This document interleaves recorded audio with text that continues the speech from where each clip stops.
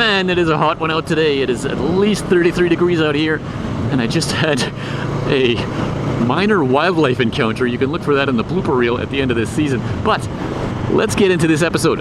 Earlier this season, we did an episode called Top 10 Crazy German Expressions. And here is a fun little follow-up with 10 more crazy German expressions. Yes, there's a bunch of these.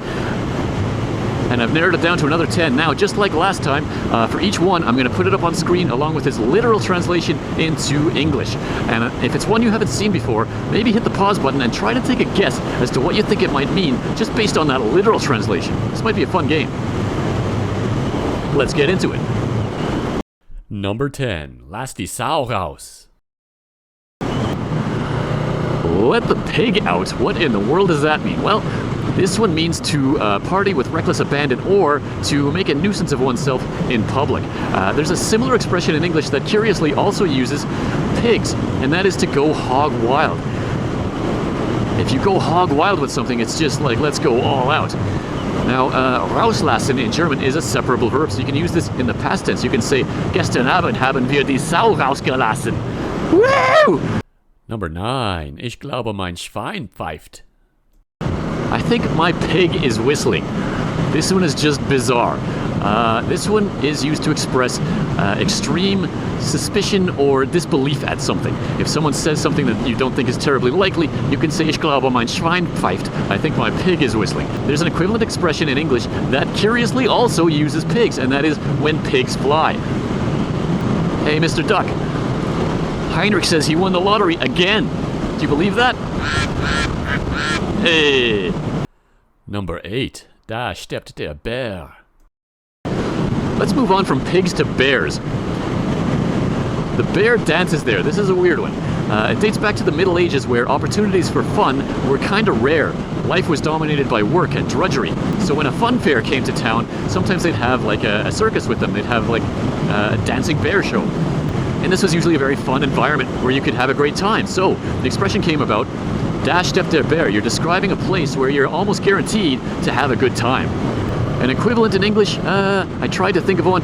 You could say something like, this place is hopping, I guess. If you want an animal expression in English, the closest one I can think of is, you'll have a whale of a time. That one's kind of cheesy and maybe a little bit childish, but yeah, you'll have a whale of a time there.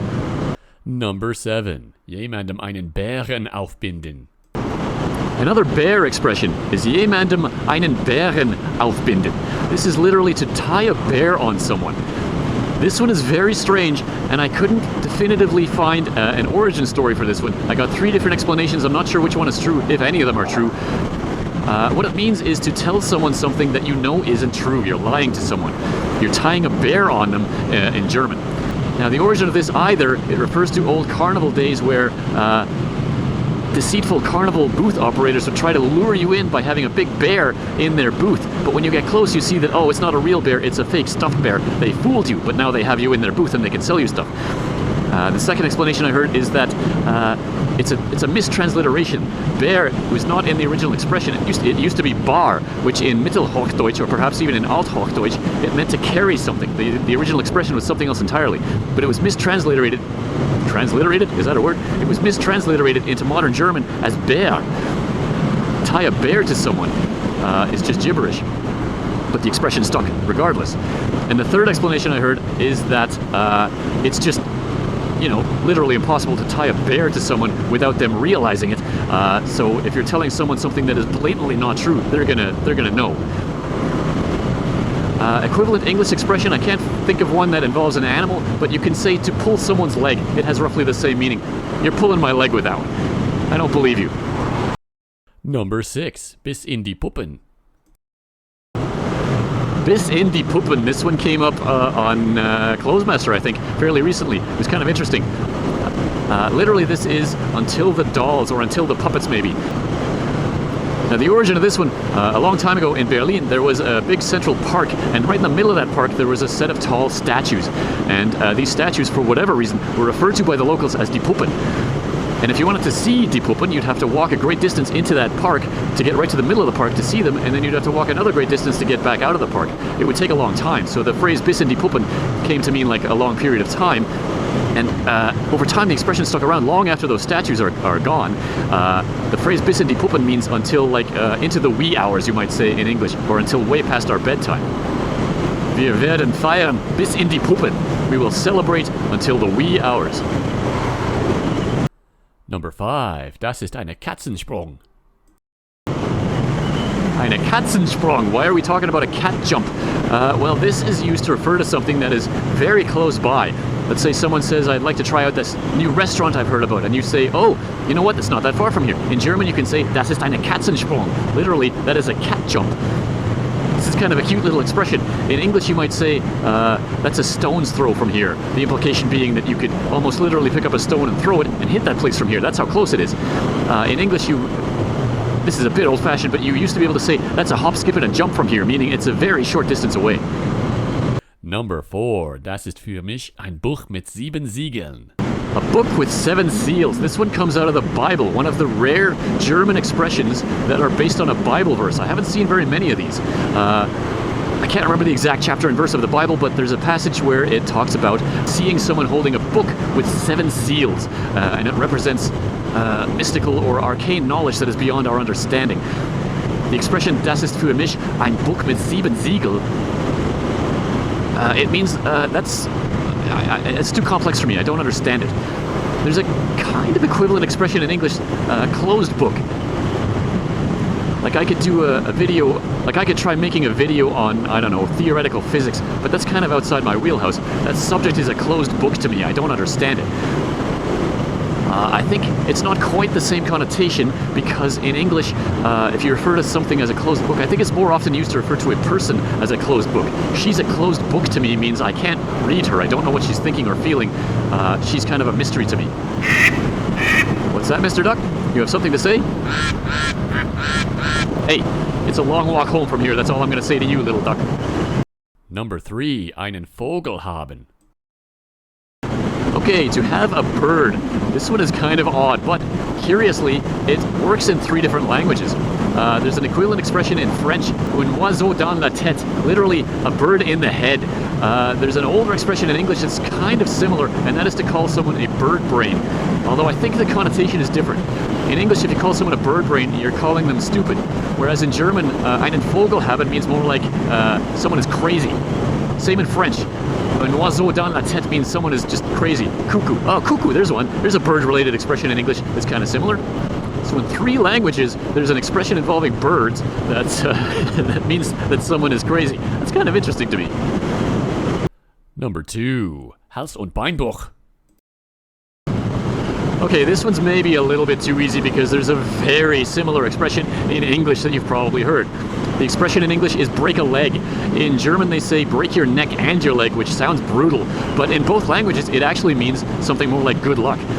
In English, this is specific to the theater. At least I think it is. It's mostly used in the theater as a way of saying to someone, good luck in your performance. I hope that you do well on the stage. Whereas in German, Hals- und Beinbruch is just a generic good luck. You can use it in almost any situation, I think. Now, the origin of this one is disputed. I heard a couple different explanations. Number 1, in the theater, people who work in the theater allegedly are very superstitious, to the point where I think you can't even say the name of the play Macbeth on a stage production because it's allegedly really bad luck to do that. And it's also bad luck, or it's considered bad luck to wish someone good luck. Weirdly, if you wish someone good luck, it means that something horrible is going to happen to them. So to counteract that, you wish someone bad luck. If you say, I hope you break your leg, it means that you're really saying, I hope that you do well.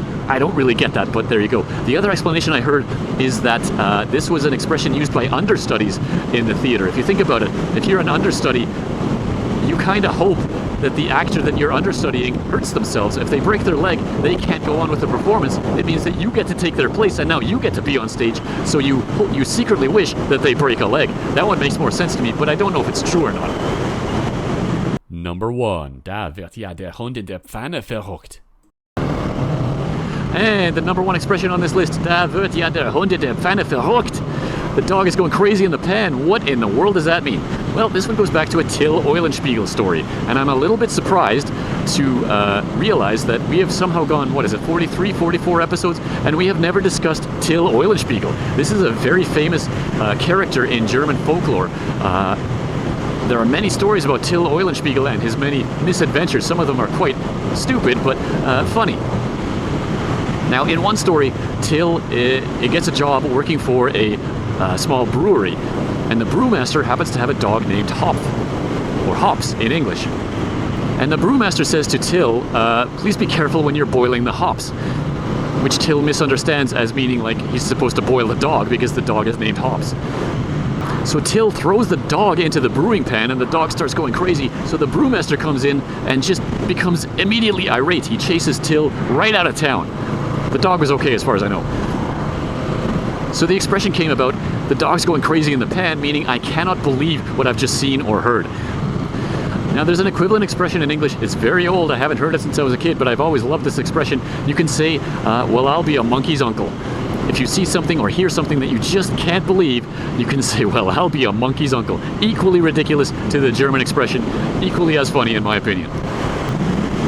And there you go, 10 more crazy German expressions. Just like last time, it was really hard to narrow it down to just 10. There's dozens and dozens, maybe hundreds of these in the German language. If you've got a favorite crazy expression that you didn't hear in this episode or in the last episode, please post it in the comments down below or send me an email, because I always love hearing new ones and looking up the origin story for them. And that'll do it for today. We will see you next time on Lernen und Fragen.